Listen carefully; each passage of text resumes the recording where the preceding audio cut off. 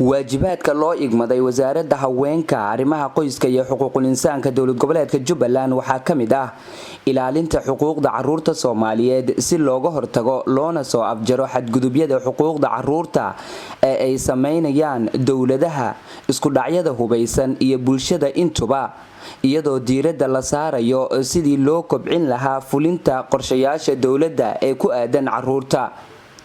dhanka kale al-shabaab ayaa kamid ah kooxaha lagu eedeeyo inay qortaan adeegsadaan dilaan waxyeeleeyaan welibana afduubaan carruurta. haddaba wasaaradda iyadoo xaqiijinaysa dadaaladaasi waxa ay guddiga difaaca xuquuqda ciyaalka u qabatay aqoon kororsi sare loogu qaadayo wacyigelinta xaaladda adag ee carruurta ay saameysay dagaalada Soomaaliya, ka hortagga iyo howlaha u qareemidda si loo qaado tallaabo looga hortagayo isla markaana loo barayo soo gudbinta xogta dambiilayaasha ku xadgudba xuquuqda carruurta loogana joojiyo falal dheeraad ah maadaama ay la shaqeeyaan ururada kale ee bulshada.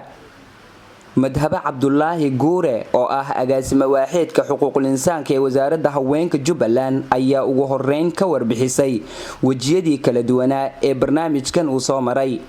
barnaamijka midaysan ee xuquuqul insaanka waxaa iska kaashanaysa wasaaradda haweenka federaalka, wasaaradda haweenka Jubbaland iyo hay'adaha sida UNDP iyo UNSOM. barnaamijkan waxaan soo qabanay feeskiisa ugu hore 2019kii waxaan soo qabanay ilaa 6 activity oo ku saabsan xuquuqul insaanka. hadda waa feeskii labaad waxaan rajaynayaa insha Allah sidii tababaradii hore oo sanadkii hore soo dhaafay oo ka qayb qaadateen insha Allah waxaan rajaynayaa inaa waxyaalo badan aad ka faa'iidi doontiin, waxyaalo badan iska bedeli doonaan. hadda waxa aan xalli jira maanta halkaan u fadhino tababarkan wuxuu ku saabsan yahay ilaalinta xuquuqda carruurta. kadib 30 sano ku dhawaad oo dagaal iyo colaad ah carruurta Soomaaliyeed waxaa laga biliqaystay carruurnimadoodii, kuwa badanna waxaa laga barakiciyay guryahoodii.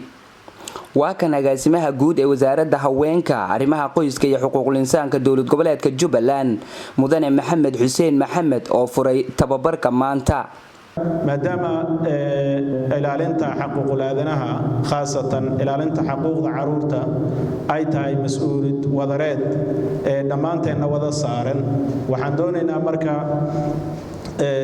bulshadii iyo gudiyadii ku howlanaa caawinta iyo habdhawrista carruurta iyo guud ahaan xuquuqul aadanaha in ay bartaan sidii loo dhooro loo ilaaliyo haddii ay dhacdo loo tabiyo loo dabagalo cadeynteedii iyo in ay jiraan ilaalo wanaagsan oo xuquuqul aadanaha.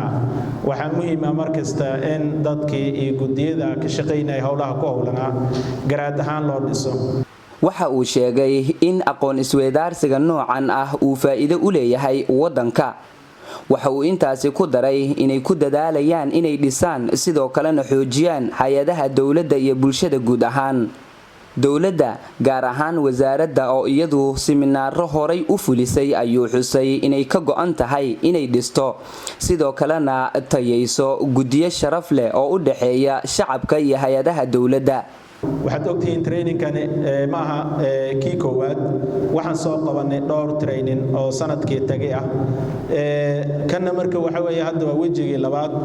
waxaana aan ku rajooynahay xilliyada trainadan ay gabagaboobaan inaan heli doono dad badan oo wakiilo ah oo u qareema xuquuqda aadanaha.